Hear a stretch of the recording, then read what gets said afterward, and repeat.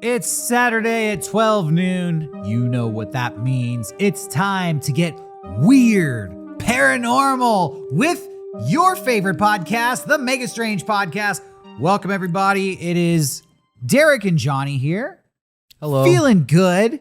Today, we have a special episode for you. Today, we are talking about movies and curses, baby. Curses from cursed movies. Movies that have cursed people. And these curses have followed people around throughout their entire lives. What are you giggling at over there? I don't know. I'm just trying to get hype. Get hype, bro. Last week we talked about music conspiracy theories and urban legends. Yes. Yeah, myths and things like that. We're going to be continuing that trend this week, but we're going into filmmaking. We have a couple of crazy stories. Some of these you people have probably heard of, others maybe not, but they're all going to be very interesting. What do you have for us today? This week I have stuff about certain sets that I think are actually cursed. The Crow. Right, okay. The Exorcist. Ooh, very cursed. And then I have a couple of urban legends about the film industry, maybe pertaining about Stanley Kubrick. Okay. Faking the moon landing, perhaps? Yeah, some Wizard of Oz stuff. Nice. And that's about it. Well, I have, for today's episode, a story about the filming of the movie The Omen, which some people say is a movie that, continuing with last week's tradition, the devil did not want them to make. And supposedly he cursed the set and everybody on it. I also have a story. If we're going to get biblical, then we have to talk about the 2004 smash hit, the highest grossing R-rated film of all time, The Passion of the Christ, and how the guy, the actor who played Jesus Christ, Mr. Jim Caviezel, was definitely cursed on the set of that film. So many bad things happened to him. We'll get into that. And then I also have a very, very juicy piece of American filmmaking legend and lore. We're going to talk about James Dean and his car. A Porsche, a special kind of Porsche known as the Spider with a Y, but more affectionately known as Little Bastard. James Dean named his car Little Bastard. James Dean died in this car. Yep. But that's only where the curse began, because the car went on to live in infamy and cause so much tragedy in its wake following that crash that it has famously been known as a cursed car. We're going to get into it. Sure. All that and more today on your episode of Mega Strange. Yeah, everybody. Woo! Round of applause. Thanks for joining us. This is the Mega Strange Podcast, where we talk about all things weird, paranormal, supernatural, urban legends, conspiracy theories, or just regular people who live strange and bizarre lives. Yes, Johnny, like professional wrestlers, like billionaires, like YouTubers. We might want to do a deep dive on YouTubers one day. We could talk about the Numa Numa guy. I would love to interview the Numa Numa guy. Someone get his contact info. Yeah, but today we're talking movie curses, so let's get into it. Yes. Let's talk about some of these cursed sets that you mentioned. What do you have for us to kick off today's show? Well, I wanted to talk about the movie The Crow. Okay. Have you seen that movie? Yes. I love that movie. Yeah, me too. Well, that's a fun movie. I watched it fairly recently. Maybe it doesn't hold up. Yeah, but that's what I was going to say. Here's why I love it. Not because it's good per se, but because it is such a time capsule of the mid-90s. Yeah. And the edginess and the gothness of it. It's almost like a precursor to The Matrix in certain ways. Yeah. Aesthetically and with the anti-authoritarian attitude. It's so unabashedly gothic. It's hilarious. Yeah. And it famously stars Bruce Lee's son, Brandon Lee. Brandon Lee, yes. Brandon Lee. His father, Bruce Lee, died. We could even talk about, if we had done our research, Bruce Lee's first American movie and final movie, Enter the Dragon. Oh, I have some info about that. Which he died shortly after completing. Yep. Well, I don't want to hijack your story. I'll let you take the lead here. Go ahead. Yeah. So The Crow. We both know it's like about a man who's murdered, comes back to life, to kind of get revenge after him and his fiance are murdered. Right. He's kind of like a ghost or ghost crow. I don't know. Like, it's kind of like Ghost Rider, or Spawn, or all these other like 90s. That's true. It is pretty much just Spawn. Returning from the dead to get my revenge stories. This movie was like a really big break for Brandon Lee. I didn't know this, but apparently he beat out like Johnny Depp and Christian Slater for the role. Wow, I could only imagine how good that would have been with Christian Slater as the role. Hey, it's me. I'm back from the dead. It can't rain all the time. You killed my girlfriend? Wasn't very cool. So now you have to die. I'm embarrassed that I knew an exact quote from The Crow. Well, you've seen it a lot more recently than I have. But I could picture like the bad guy with like the long hair. Yeah. And the rain and the rooftop battle they have at the end of the movie. I know The Crow. Yeah. Don't get me wrong. I just can't quote it off the top of my head. Yeah, so I feel like this might get a little bit morbid. So I just want to trigger warning. We're going to be talking about a lot of people who died untimely deaths today. I shouldn't be laughing. Be warned. Johnny's going to be cackling his ass off. He dude. finds this stuff funny. Just kidding. It's a coping mechanism for him. For real. Go ahead, Johnny. Continue. So what I learned was like Brandon Lee, like on the set, I think he got chosen for this role because he could do a lot of stunts and stuff. Well, and let's be real. His dad is like the most famous stuntman / actor of all time.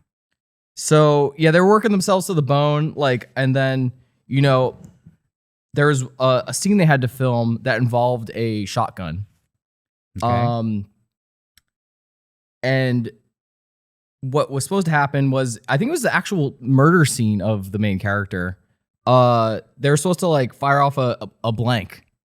And apparently the shotgun had been used prior with real bullets. And I learned what a blank actually is. Apparently it's the same bullet housing, but instead of the tip, they'll put cardboard. Okay. Because the tip is what shoots off, and that's what hits people. And so even if that does, like, usually just kind of misfires in the gun and makes a huge explosion. And if that does shoot out, it's just cardboard, so it won't hurt anyone. But apparently a metal tip had been lodged in the barrel. So when they shot off the shotgun, that piece of the bullet had shot him. And no one knew that he had been shot because they thought he was acting. And then he sadly passed away. Well, I had always, and you did the research, but I had heard a different story as a kid. The urban legend was that he took a gun and pretended to like shoot himself in the head with it, thinking there was a blank inside, not realizing that, a blank still shoots a projectile out, or perhaps there was some debris in there. But that's what I heard on the playground. Yeah. I've never heard that before. I always heard like the one I heard a lot was like the scene they showed in the movie is him actually dying, which I don't think is true. Oh, it's not true? Yeah, because I had heard that too. Yeah, I couldn't find any info about that. Mostly I got like this actor's name, Michael Massey, who is the person who had fired the shotgun.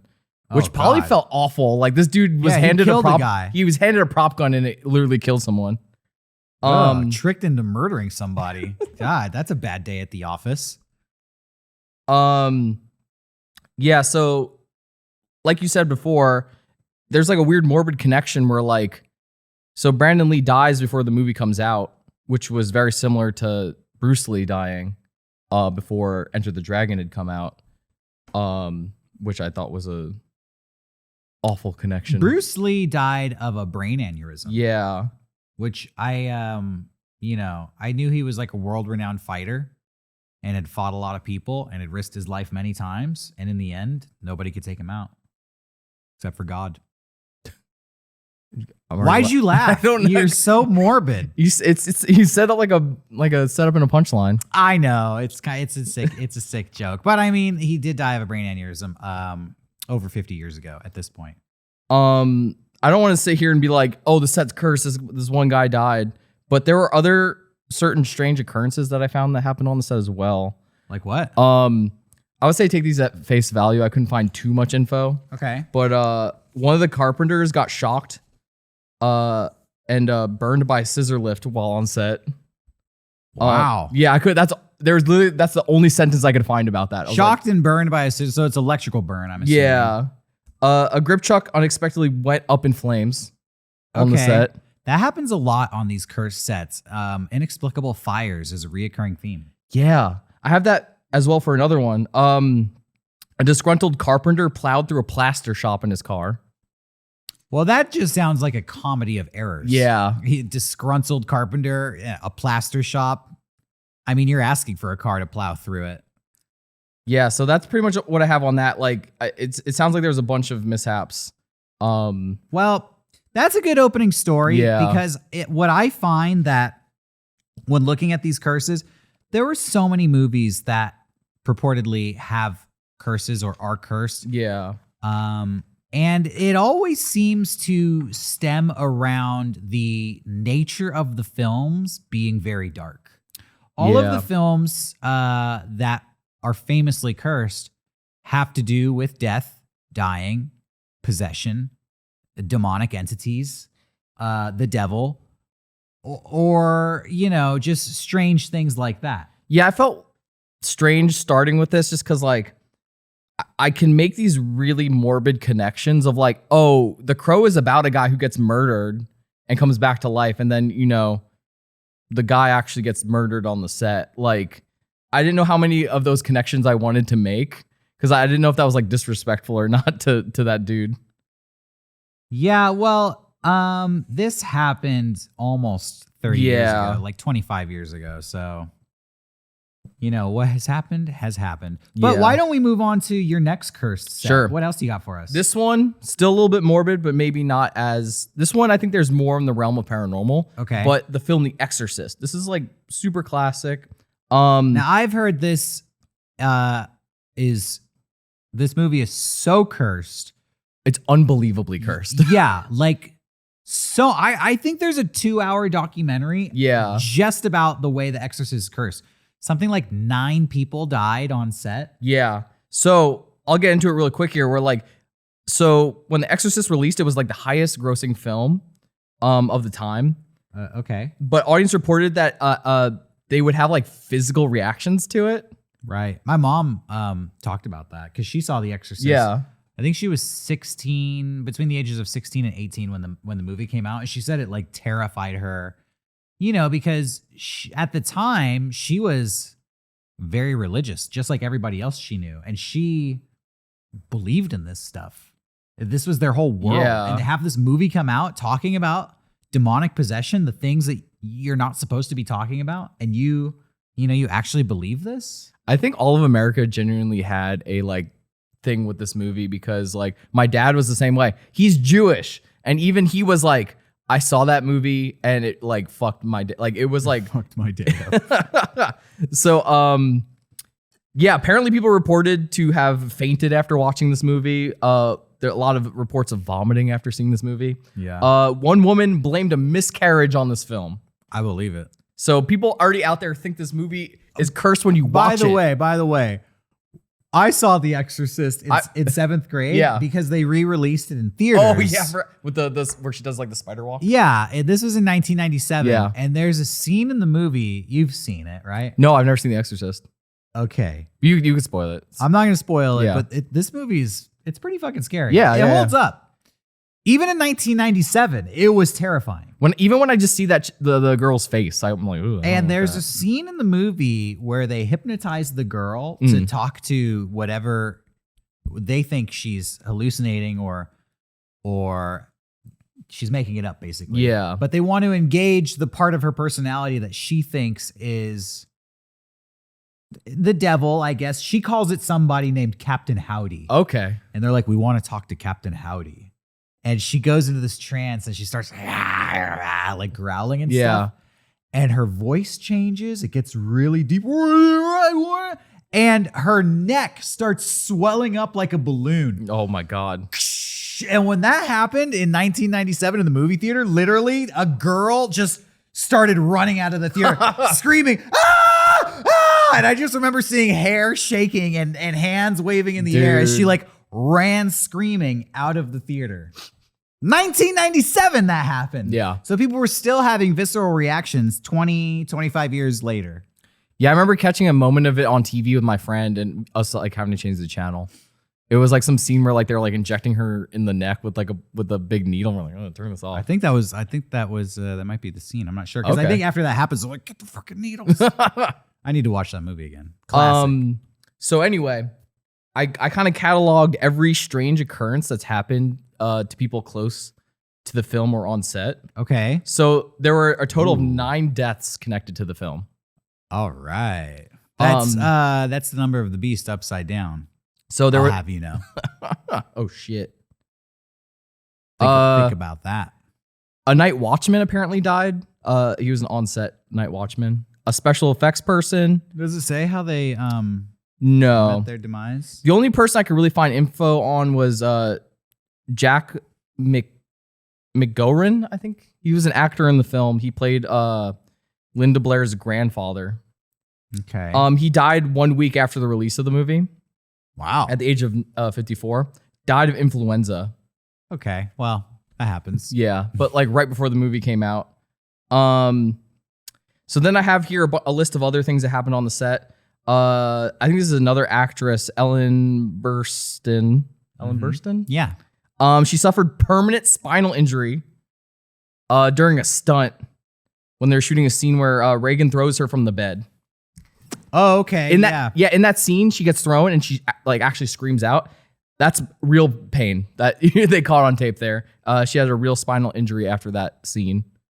Wow. So that's I don't know if that's cool or not. Like I kind of like the concept of like capturing realness on film, but also like it's fucked up. Oh, as a filmmaker, when you get something real, Yeah. you have to use it. Yeah. It's real.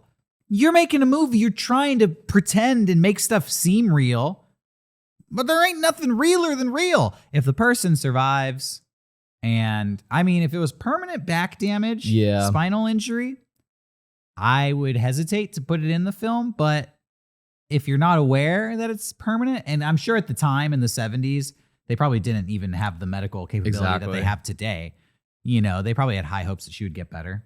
I'm sure it was like they asked and Yeah. the actress or the actor was Short of somebody dying on Yeah. camera, which you should never put into a film ever. yeah, ever? unless you're making The Crow. Never put. I don't think that should ever be incorporated into a film. But short of that, I think like, dang, you know, they talk about how Leonardo DiCaprio really cut himself when they were doing Django, Oh yeah, and crush the.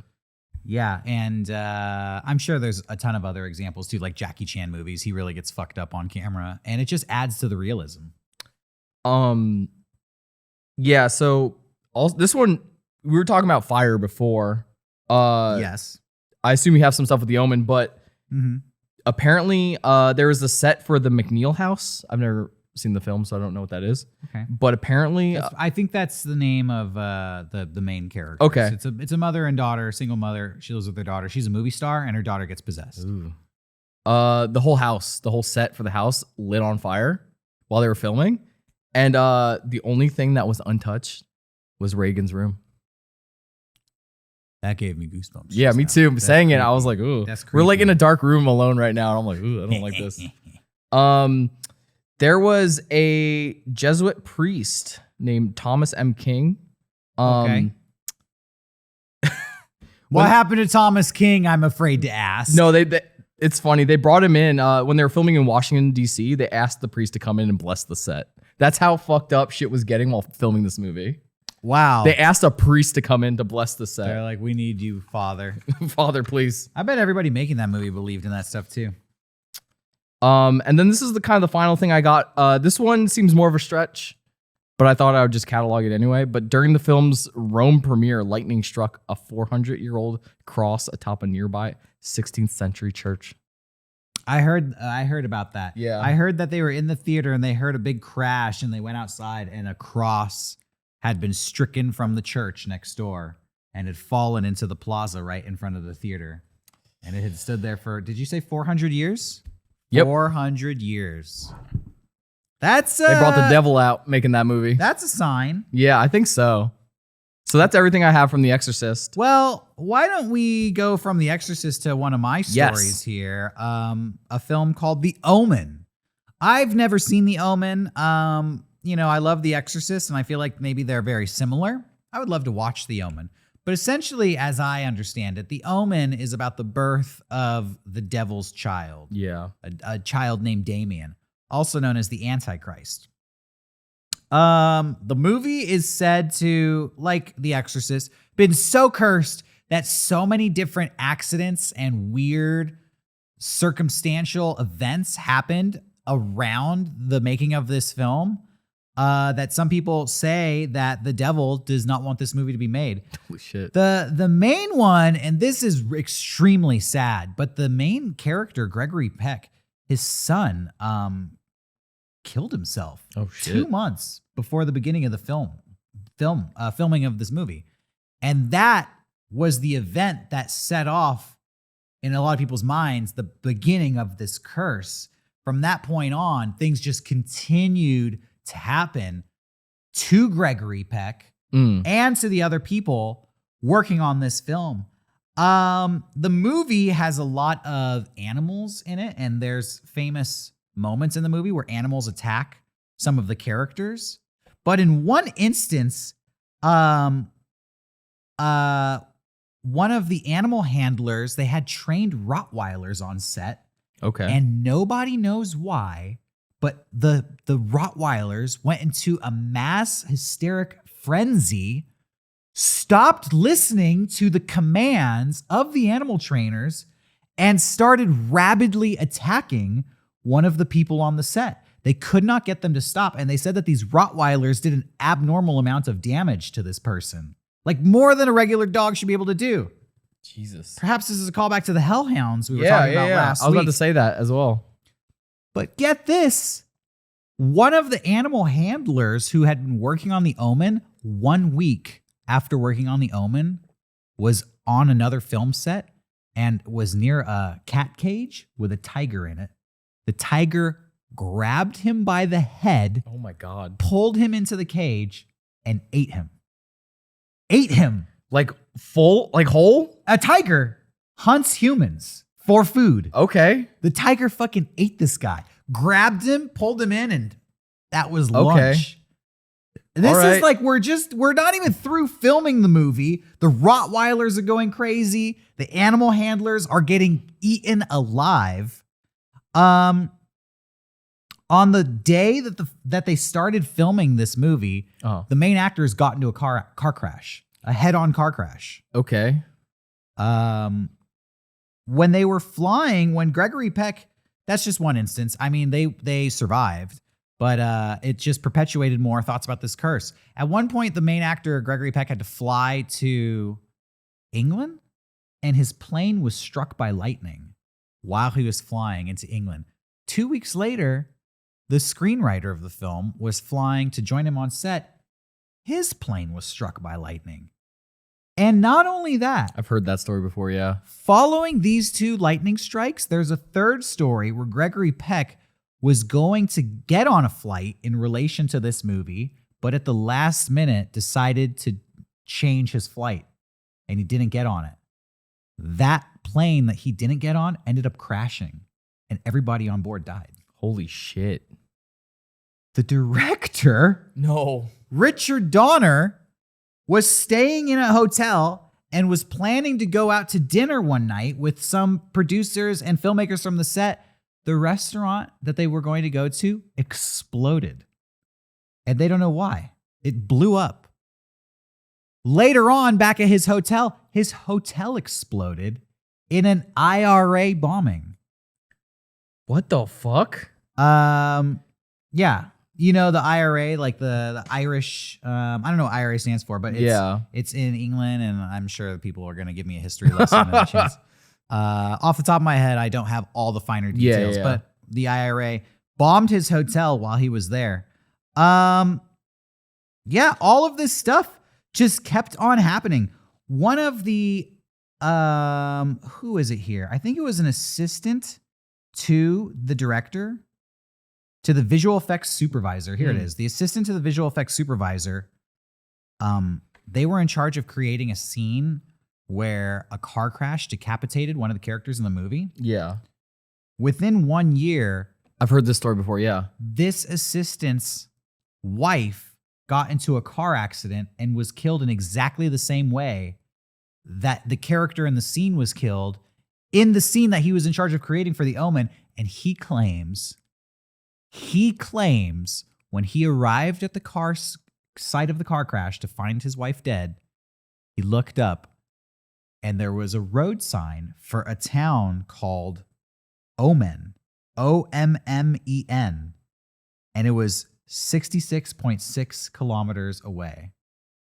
So that's what he saw. His wife died and he looked up, he saw Omen 666 on the road sign. It's crazy. Like, what? In doing my research, I was like, there's no way, like, this keeps happening in 70s movies. Like, does this happen today? And there were like every other fucking like Exorcist movie, this happens. Like, people fucking die. Like, they're like, Really? I found all these lists. I didn't want to pull it, but it's like the Exorcism of Emily Rose, like all those fucking Exorcist movies, they all like fucked up shit happens to people. I don't know if it's just like, Well, I know what movie I'm never going to be making. yeah. I don't know if it's just collectively like people just bringing in this energy, or if there is some type of, demon out there that fucking hates when they make these movies. I don't know.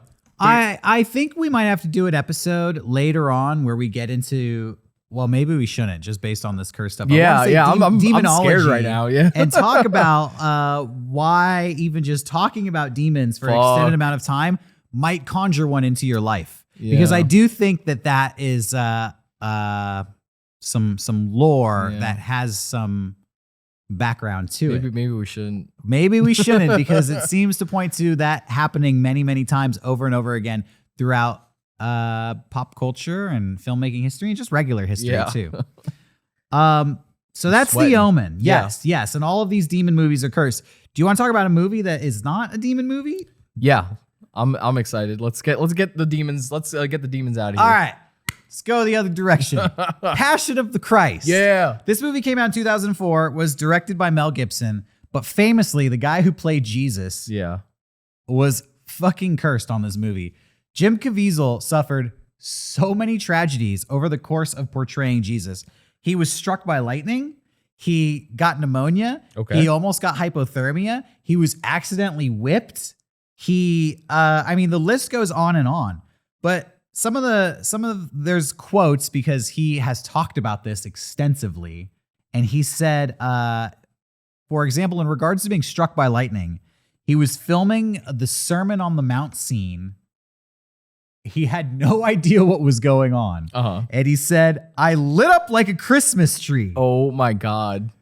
I knew it was going, there's a quote, I knew it was going to hit me about 4 seconds before it happened. I thought, I'm going to get hit. And then it happened. He saw all of the extras grab the ground, but he said he felt a giant, tremendous slap on the ears, and for a few seconds, a pink red static in front of his eyes. That was what he experienced when a lightning bolt struck him. Dude, he went full powder. He went full powder. They said that after this happened, fire was coming out of his head, and his body was illuminated. He was glowing and flaming from the head. I didn't know you could survive that. Yeah. Another person on the set came and checked on him. Like, are you okay? Are you okay? That guy got struck by lightning. Holy shit. That guy actually got struck by lightning twice. You can't make a movie about demons or Jesus without getting fucking decimated. You ask for some biblical shit. You're going to get it. Either a demon is going to set your house on fire, or God is going to sling a lightning bolt down your face. Yeah. They said that when in the movie, have you seen Passion of the Christ? No. I'm Jewish. That was a bad time for me when that movie came out. That movie's pretty anti-Semitic. Yeah, exactly. It was a bad time in school when that movie came out. Okay. All right. Well, I don't blame you for not seeing it. Well, there is a scene in the movie where Jesus is getting whipped for his crimes, and they had set up a whipping post strategically hidden behind Jim, the actor. But apparently the guy who was whipping kept missing the post. No. And just beat the shit out of him. Literally, he said that he would have the wind knocked out of him and like giant lashes on his body because the guy kept missing the post. He said that in the scenes where he had to carry the cross on his back, it dislocated his shoulder. And in the scenes where he had to be crucified and erected on the cross, it was like, I don't remember the temperature. It was like 30 knots, the wind, and like 50 degrees outside, or maybe less, honestly. Jesus Christ. Literally. He said he risked getting hypothermia. He thought he was going to get hypothermia, but instead just got pneumonia and, just got extremely sick.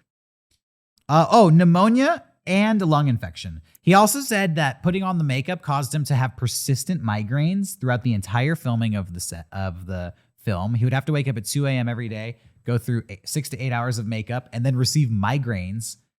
You imagine you have all this makeup on, you're getting a migraine, you're carrying the cross, your shoulder dislocates. They're like, all right, let's tie you to the post. They beat the shit out of you on this post. Then they put you up on the crucifix. You get a lung infection. You get struck by lightning. This dude's cursed. And then to top it all off, the cherry on top, his career was ruined. He never got cast in anything ever again. Who played Jesus in the one that Martin Scorsese made? I want to say Willem Dafoe, but was it Willem Dafoe? I'm not sure. I know there is a movie where Willem Dafoe is Jesus. I think it might be. I've never seen that movie, but I want to say it's Willem Dafoe. So yeah, whichever way you cut it, you're pretty cursed. So that was the Passion of the Christ. Let that sink in. Now you kind of want to see it. Yeah, I want to see him get struck by lightning. I don't know if they actually used that in the. Oh no, he said he got struck by lightning, and then the cameras panned over to him like moments after it happened. Holy shit! I wonder if they have like. I wonder if that's in the bonus features. It was not on camera. Oh man, it was not on. The other guy getting struck by lightning was on camera, but he's just like a crew member. I want to see that. You're a freak. I don't want to see that. You would want to see it because you love these videos of people getting hurt. I would be like, if someone put it on, I'd be like this. Yeah, and then laughing your ass off afterwards. All right, what do you got? Okay, I want to get a little bit more lighthearted here. Please. Want to talk about Munchkin suicide? The most lighthearted topic we can think of. So I wanted to get more into like urban legend side of things here, like stuff that may or may not be true, but So we're gonna talk about the Wizard of Oz. Yeah, the Wizard of Oz, like Roller Coaster of Love or Love Roller Coaster, whatever that song is called. This I had seen in a Eobom's World video as well. That scared me as a kid. But you see like the swinging body or something? something? So the urban legend goes an actor who played a Munchkin can be seen hanging in the background of a scene when Dorothy, the Scarecrow, and the Tin Man are going down the yellow brick road. As a kid, I wanted to see this so bad. Yeah. And now as an adult, I'm like, you're fucked up when you're a kid. Why would you seek that out? So luckily I never found it. It's weird how, like, I thought this was real for a long time until doing all this research now. But the story kind of goes that one of the Munchkin actors was like depressed over like a loss of a wife or something, and had decided to hang himself while they were filming a scene, and you could see the body swaying in the distance when they're about to make their way to Oz, going down the yellow brick road for the first time. Yeah. But that's not in the film. It's in a deleted scene or something? No, it's in the film. There's a ton of weirdness with this. So this myth kind of started. Okay. This myth started in like the 90s. I realized once this was on like home video. Yeah. That's when the Dark Side of the Moon myth started as well. Exactly. So I have here a photo of why did all these myths start in the 90s? This movie had been out for 50 years. I think it's just because people were able to pause it. It's because the internet came around. That's exactly. why. So this is from a TV broadcast of it. Also, people seeing it on TV, and you could see in the background. That is horrific. Yeah. That looks really bad. Yeah, right? This is exclusively from a TV broadcast. So people would see that in the background and be like, someone fucking off themselves in the distance. I'll put this on the screen as well. Okay, put it on screen right now. We see Dorothy, the Scarecrow, and Tin Man walking down the yellow brick road, and directly above the Tin Man's head, between two trees, there seems to be a black shape, which honestly, it could appear to be a body, perhaps wearing a robe. The only thing is it doesn't look like it's actually hanging from anything. Yeah. It just kind of seems to be floating there. It's more like a specter or something. But, you know, so far off in the distance, how would you be able to tell? So there's like extra weirdness to this because once they start bringing it into like Blu-ray and HD, we can see what it actually is. It's a bird. I have heard that they filled the set with exotic birds. Yes. Cranes and stuff like that. And I had heard that it's a bird standing up. Yeah. But it's crazy. Like, look at the fucking difference from TV to HD. Like, that's a body. That's a bird. It's kind of baffling. Well, these are also not the same frame. Yeah. And the one on television looks to be very, like, way farther away. So it all I'm saying is these photos do not look like they were taken at the exact same time. They're not the same photo. Oh yeah. But it is a photo of the same set piece, so there's that. That is true. In doing this research, I kind of realized that this kind of came to be, or this rumor kind of spawned from seeing that, and also like all the kind of hearsay that happened with the Munchkin actors. Okay. I kind of fell down a rabbit hole here. I thought this was extremely interesting, but there was all these kind of stories that came from the set, like Judy Garland had claimed that a Munchkin had groped her. Which is probably true. Yeah. You know, people claimed that all the actors were having like orgies. The Munchkin actors? Yeah, they're having orgies. Probably, because when else are you going to meet a bunch of frisky, hot Hollywood beach body people of your size? Yeah. When else is that going to happen? It's like a once in a lifetime opportunity. And apparently like generally drinking a ton. Hell yeah. Because you're all munchkins hanging around on set all day for hours with nothing better to do except drink and have sex. And this is the crazy part. I didn't know this. Yeah. No, you're making me laugh. A lot of these actors, like the Great Depression had just ended, I think. Yeah. Now it's time for the great boning. Fucking. But the original fappening.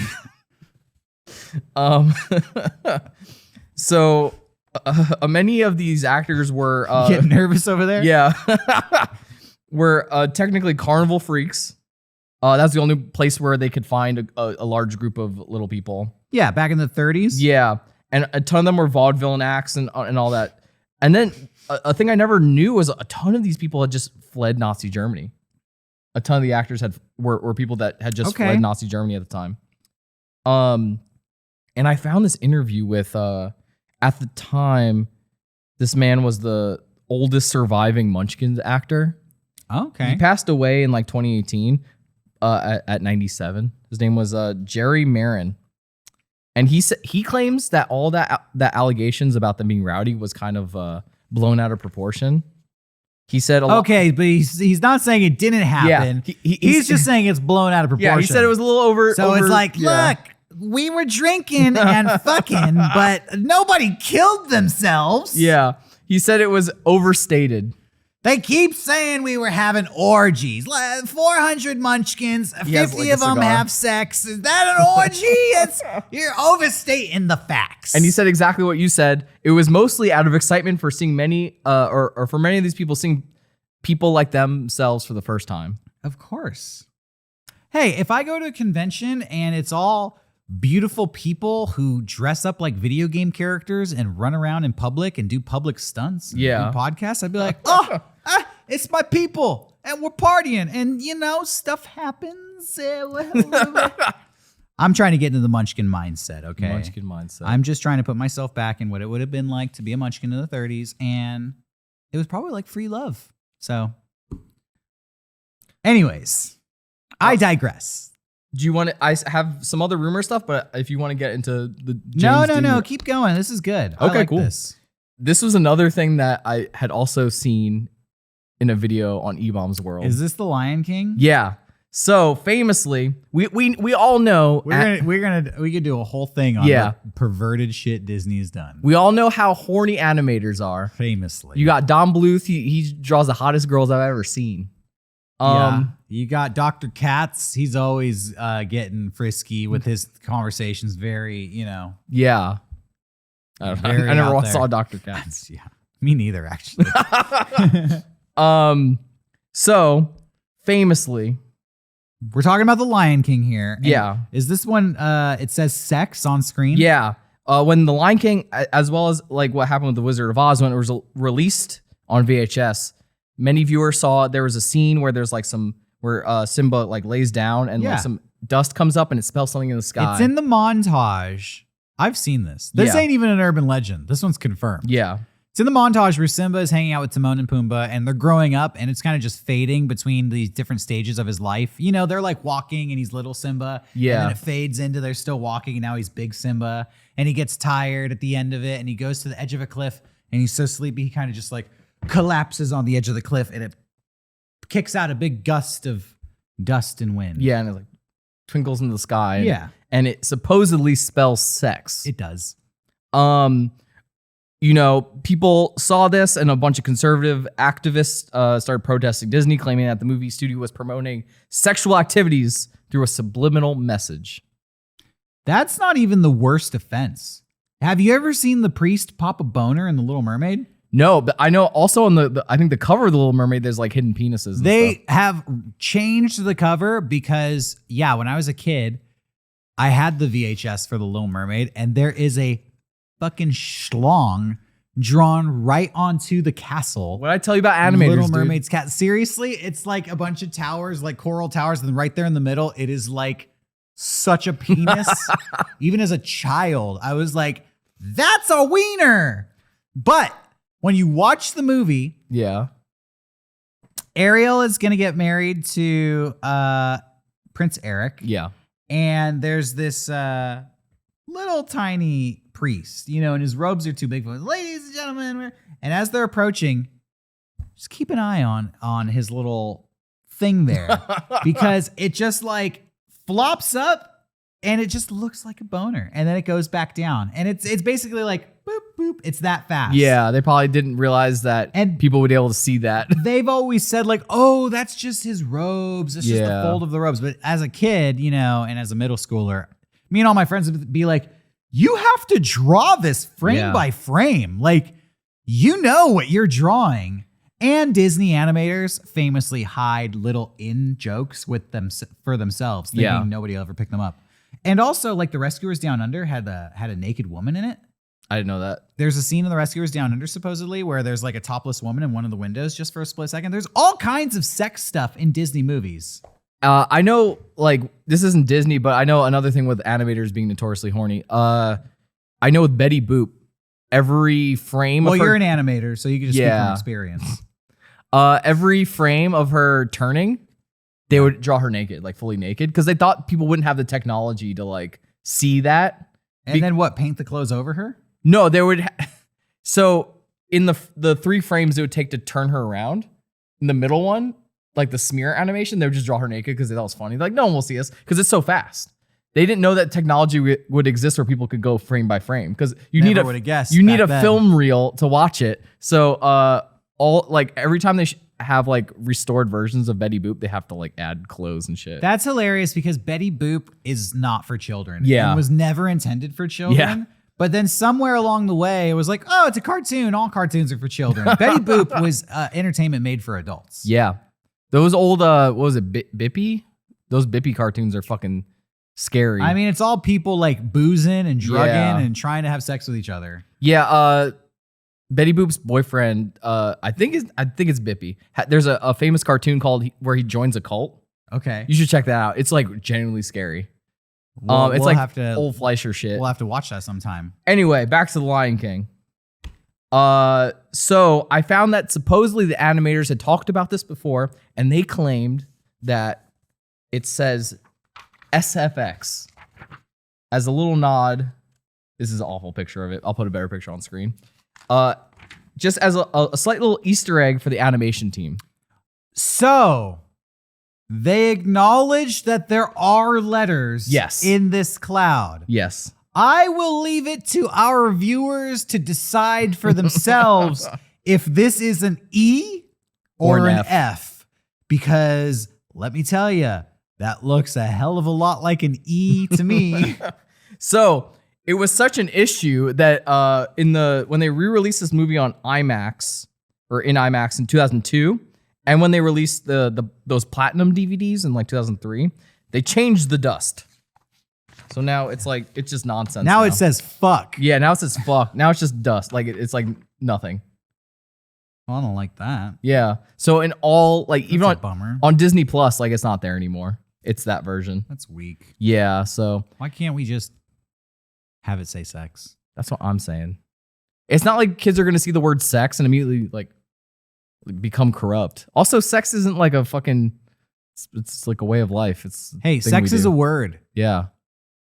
I'm not going to die on this hill. What I will say is you're taking away something from a kid's childhood, and that is horny conspiracy theories in our Disney movies. I grew up on that stuff. Yeah. I love the idea that there is stuff hidden in movies. I hate the idea that if somebody discovers it, it's going to be removed. Why are we even going to hide stuff in movies then? It's counterintuitive. So let the lion have a little sex in his movie. Let the lion have a little sex. That's cool. I didn't know they changed that. Yeah, me either. I mean, like, I figured I was gonna find that they changed it because the way Disney, No surprise there. yeah, the way Disney is now, like, they already took the penis off of the cover of Yeah. Little Mermaid. They probably like digitally erased the priest boner. I'm sure they put 100%. clothes on the topless woman in The Rescuers Down Under. oh yeah, I think there's like one movie on Disney Plus. I don't know which one it is, but there was like a butt in the movie. Yeah. They like like digitally like made hair, like extended the character's hair to cover the butt. Have you ever seen that clip? No. It's like horrific. It's like this really bad CG to cover up the butt. What movie? Do you know? I don't know. I could Google it, but I don't It's want to like. fine. It's fine. Okay, You have a final urban legend. I have a right? final urban legend if you want to get into that real quick. Yeah. This one I always thought was really cool, and I think we could do a full episode on this. So I kind of kept it to a small section of this urban myth. But famously people think that Stanley Kubrick was the person who filmed the moon landing. Yes, and I've kind of seen this a lot, and what they Yeah. say is he made this movie Barry Lyndon, Mhm. which was takes place in like Napoleonic times, and he wanted to film the movie without stage lighting. He wanted to film it with actual candlelight, Okay. as the story goes, as I know it. And to do this, he borrowed high-powered cameras from NASA that could film in extremely low light. Oh. So he could light this with candles and it would still pick up enough light to light the actors. So I don't know if it was because NASA gave him these that he was in debt to them, or if he was able to get these cameras. It would have to have been this because of the timeline. It would have been that he faked the moon landing and so was working closely with NASA, therefore was able to get these cameras to film Barry Lyndon. Okay. As far as I know, that is kind of how this story begins. Okay. Yeah, because like I've never heard that before, and that sounds way more plausible than like people are always like, oh, you filmed 2001. They're like, that's real. You made space look so good. Yeah, well, also he did film 2001, which came out before the actual moon landing. And he had done so much research that he got a lot of things right. For example, the fact that there is no sound in space, the way people move. It was so realistic. He was the most qualified person to fake the moon landing. So yeah, you're right. It actually starts a little bit before Barry Lyndon back then. But in what I found was to kind of hone it in here, apparently there's a lot of rumors that this like weighed on Stanley Kubrick. Yeah. And he like wanted to get it out. So he used The Shining as a way I've heard this too. to like put little like references to him doing the moon landing. So Okay. I have a couple of the references here. Are you a big Stanley Kubrick fan? Okay. Let me think about it. That answers my question. No, I am. I love The Shining. Doctor Strangelove is like one of my favorite movies of all time. I put Stanley Kubrick in my top 2 favorite directors of all time, along with Steven Spielberg. Damn. To me, those are the alpha and omega of American filmmaking. I agree. One of them is very like pop and entertainment based, and the other one is very like avant-garde and wanting to push the envelope and very auteur. Yeah. And, makes what he wants to make, which I think is pretty cool. That being said, I've kind of looked at all of his movies, and I think I have something to tack on to the end of this that will chill you to the bone. Oh, Jesus Christ. But go ahead, continue. So there was a ton. I wanted to grab like just a couple here. Okay. But so we all know The Shining is based off a Stephen King novel.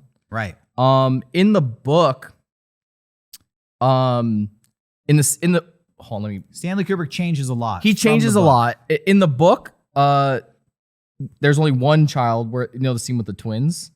Yeah. In the book, there's only one kid and it's not the two girls, yeah. So some people believe that the appearance of the twins is a reference to signify the failed Gemini mission. Interesting. Because Gemini is twins, yes, if I recall. So that's one of them.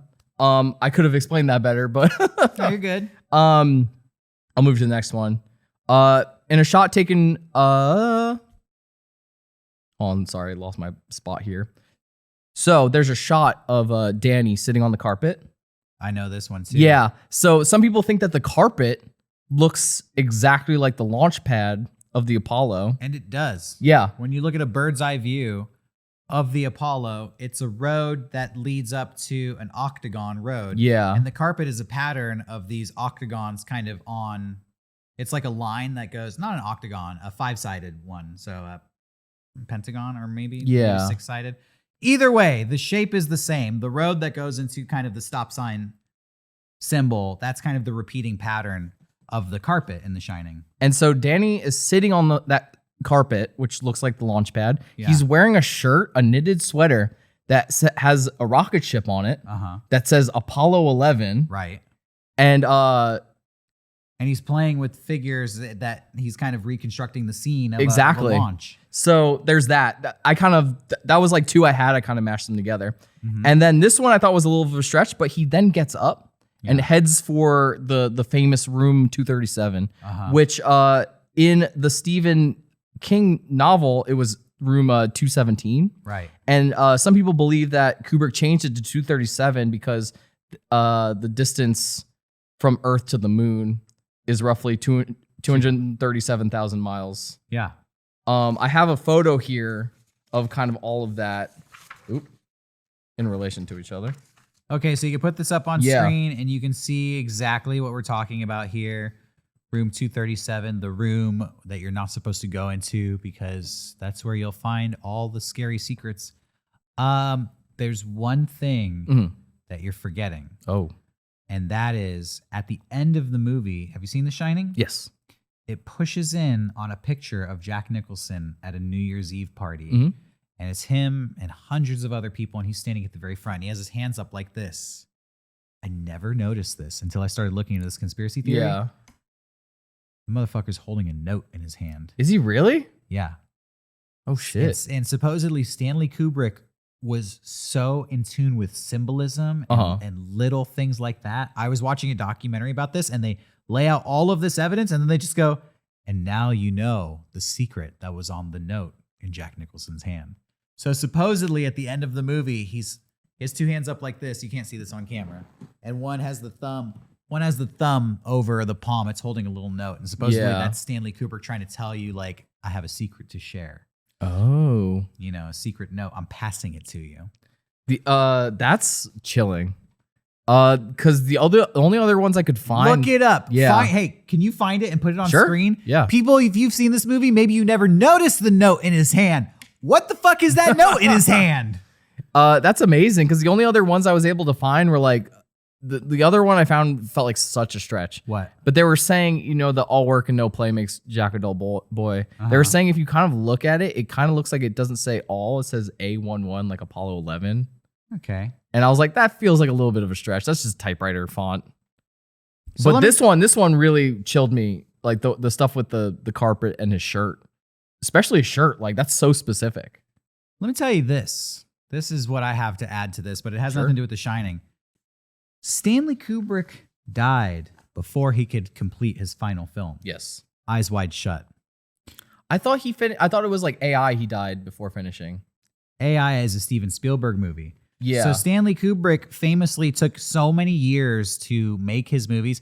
He had 2 films that he wanted to make that he was never able to do. He always wanted to do a Napoleon film, a film about Napoleon, and he wanted to do AI. Yeah. But he said, I take so long with my movies. If I were to make AI, the child actor would be an adult by the time I was done. And he said, the only person that I think could do AI and make it quick enough is Steven Spielberg. That's cool. So after he died, Steven Yeah. Spielberg kind of took on the project of AI as a tribute to Stanley Kubrick. But no, his final film was Eyes Wide Shut, Yeah. which he died before the movie came out. Now, Okay. here's the thing. Read into this however you want. Eyes Wide Shut is a film about secret societies, powerful elite people being a member of a secret sexual cult. And at this cult, they have this meeting, they have sex with each other, and then they basically decide what to do. You know, it's like presidents are a part of this Yeah. thing, doctors. Like, it's essentially a film about the Illuminati. Yeah. But it never says the Illuminati. But if you watch it, there are a lot of references to light, the light spectrum, illumination stuff. It takes place during Christmas. There's just like much in the same way that there are conspiracy theories about The Shining being Yeah. an admission to him filming the moon landing. Eyes Wide Shut supposedly is a film about these clandestine secret societies. But as the urban legend goes, well, this is a fact. He died before the movie came out. Is that suspicious? I don't know. But supposedly the film was heavily re-edited after he died, but before it was released, which is to say that once he was out of the picture, the movie was toned down Yeah. from what it was originally going to be. The conspiracy theory side of my brain says this guy was going too hard, angered the wrong people, was taken out, and his movie was quelled. Whatever he was trying to express was suppressed. And perhaps that is tied with his deep roots to the American government and him faking the moon landing. Dude. We don't know, but Stanley Kubrick is a very mysterious director. Yes. And pretty much all of his movies could be tied into some grand conspiracy theory or urban legend, which is possibly one of the reasons why I love him so much. I have a feeling like after he died, they're like, yo, we have a fucked up movie that stars Tom Cruise. We need to make this shit. Like, we need to, like, they probably spent so much money on the movie. Password is Fidelio. Have you seen Eyes Wide Shut? No, I've never seen it. It's weird. I like all of Stanley Kubrick's movies, but that one is very, like, weird. Yeah, I don't really like A Clockwork Orange. I'll say that. Yeah, that's my least favorite. Yeah. And I think that it set a bar for, like, aesthetics. And at the time, you know, it was probably cool. But yeah, honestly, it's just kind of a little boring in the middle of it. All right. Anyway. My final story. Yes. This is a big one. This is a legendary curse that goes all the way back to the 50s. This is James Dean. I want to say real quick, my mom is obsessed with James Dean. I don't know why. I don't know how. Every year for her birthday, I have to get her a calendar of James Dean or else she gets mad. Wow. So she's had a calendar of James Dean her like the entire time I've been born. Well, James Dean, he's pretty famous. Everybody pretty much knows the name and can picture the face. And they even know probably that he was in a movie called Rebel Without a Cause. Yep. And they probably also know that James Dean died at the age of 24. But what you may not know is how he died, which is in a car crash. And that the car that he crashed in was a highly rare and customized car, which became like a sought after piece of lore. Like, people loved James Dean so much. So many people wanted this car or wanted just a piece of this car. But as the story goes, anybody who came in contact with this car was cursed to have ill fortune fall upon them. So many accidents and tragedies have occurred in relation to this car, which I mentioned earlier was a car called Little Bastard, that there is a well-known Little Bastard curse. I want to put a photo of the car up here because it vaguely resembles the car. That thing looks like a soapbox derby. We'll put up a photo of James Dean in the car when it was pristine, and we'll put up a photo of the car wreckage after it crashed, because this car got fucked up. Let's talk about, first of all, what happened to James Dean. Sure. So, oh wait, where did I start here? Let me go all the way back to the beginning. It was on September 30th, 1955, that James Dean and his friend, a factory mechanic for the company of Porsche named Rolf Wutherick, were preparing for a race. See, James Dean, in addition to being essentially the Brad Pitt of his day, super sexy heartthrob main guy in Hollywood, he was an avid car collector and sports car racer. And he had, in his spare time, when he wasn't working on movies, he had participated in amateur races, and he would use his money to buy the most expensive, fast sports cars he could. He did this so often, and it was considered so dangerous that the movie studios would often put in his contract that you're not allowed to race when you're making movies. Because we don't want you to fucking die. But he would still race anyways, because he's young, he's in his 20s, and nobody's going to tell him what to do. He had a race coming up in the town of Salinas, and he had just traded in one of his Porsches for an even faster model Porsche, something known as the Spider. When he got this car, he had it customized to have the name Little Bastard painted on the back of the car, and he put some racing numbers all over it. So, on September 30th, 1955, him and his mechanic friend are preparing for a race. The car is brand new, and his friend tells him, James, you don't have a lot of experience with this car, and the car has not properly been broken in. So why don't we drive it all up and down the California coast so you can get accustomed to it in preparation for your race? Well, while they're doing this, they're driving all day. At approximately 5:54 p.m., a black and white 1950 Ford Tudor is being driven in the opposite direction at an intersection on, I don't have the name of the intersection here, but it's somewhere in the middle of California. This car is being driven by a 23-year-old Navy veteran and Cal Poly college student named Donald Turnipseed. By the way, I love the name Donald Turnipseed. Yeah, it sounds like a Mega 64 character. It's on Route 41. Donald Turnipseed makes a left turn into oncoming traffic, supposedly not seeing James Dean in his Spider, the Little Bastard. This is 1955, and people report that James Dean is doing about 85 miles an hour going down the highway. He sees the Ford cross over the center line, and James Dean, clearly anticipating the imminent crash, tries to steer his Spider in a sidestepping racing maneuver, whatever that means. That's what the reports say. But without enough time or space to complete the maneuver, the two cars collide head on. A witness of the crash, a man named John Robert White, reports that he saw the Spider smash into the ground 2 or 3 times over the course of doing cartwheels. Cartwheels. You saw a picture of this thing. It's like no top on it. Yeah. James It's like a metal tube. Yeah. Sad to say, James Dean was fucked. Yeah, he was decimated. He dies in the crash. He's taken to a hospital where he's pronounced dead at 6:20 in the afternoon, in the evening. So I want to rewind, because 1 week earlier, the British actor Sir Alec Guinness, Obi-Wan Kenobi, had reportedly seen James Dean on the very first night he had bought this car, 1 week earlier. And as the story goes, Alec Guinness and his date were leaving a restaurant because no tables were available, and he saw James Dean out there on the street, who offered him to come to his house and have dinner with him. and he showed them the car. And Alec Guinness, for whatever reason, because he's in a bad mood and he's hungry and he's pissed off, he says he's not going to take the ride. And he looks at the car and he looks at James Dean and he says, quote, "Please never get in this car. Never get in it.